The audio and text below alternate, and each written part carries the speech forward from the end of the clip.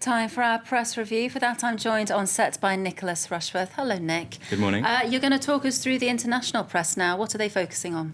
Well, we're looking at the question of the case of this girl in the Mehrabadi district of Islamabad in Pakistan. Now, her name is Rimsha Masih. Age, we're not sure. Christian, we know she's been accused of burning verses of the Quran. Now, in a stunning development over the weekend, we learnt that the imam who accused her has been arrested. Now, you can see The Guardian is covering that, as are many papers around the world. And the headline there, Mullah arrested over claims he falsified evidence in that girl's case. So The Guardian in its piece is pointing out that this could be the first time anybody has been accused of fabricating evidence in a blasphemy case in Pakistan. Now, what about the Pakistani press? What have they had to say about this case? Well, I turn to the Daily Times in Pakistan, and its editorial has two words there. You can see them: false accusation. And it is very damning indeed in the Daily Times.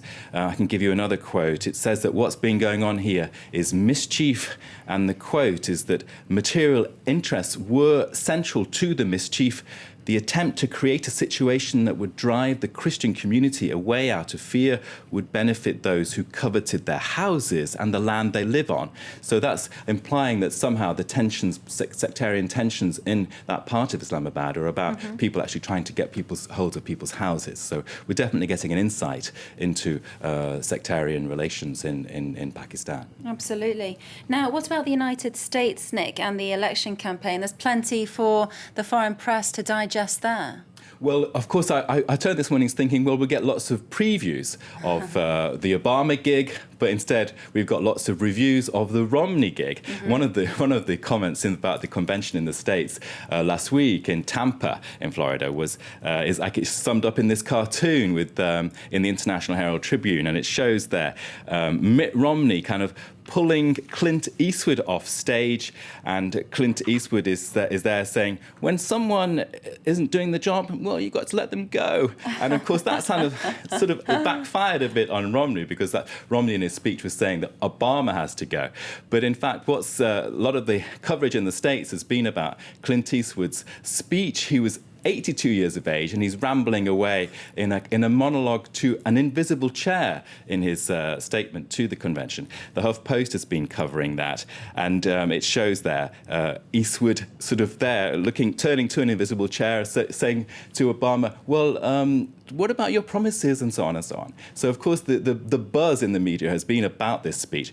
Now, Obama has tweeted right back with a brilliant sense of humour, saying, hold on, this seat is taken. So, of course, that's right, and it's got that little placard we can see there saying the president's chair. Yes, but for how long, of course, the polls are showing that they are neck and neck. This race is too close to call. Absolutely, so, it's a very, very tight race so far. Yeah, we can see that tweet again with a bit of joke. This seat is taken.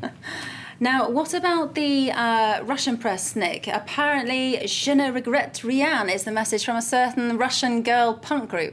Well, it's not the Russian press, it's the German press, Der Spiegel, and a Russian punk rock feminist. Her name is incredibly difficult, Nadezhda Tolikonikova. Now, she there has been saying, Ich liebe Russland, ich hasse Putin. I love Russia and I hate Putin. So she's 22 years of age. She's in prison through her lawyer. She's been able to give an interview to Der Spiegel, which is brilliant. If you've got Google Translate, go to Der Spiegel and read it.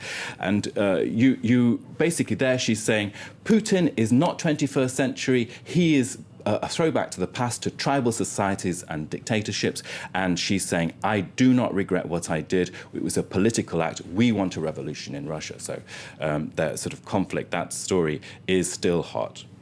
And just to end, a look at this photo in the Daily Mail, fairly extraordinary. My jaw dropped at this. Look at this. It's in the Italian Alps. The glaciers are melting, and what have they found?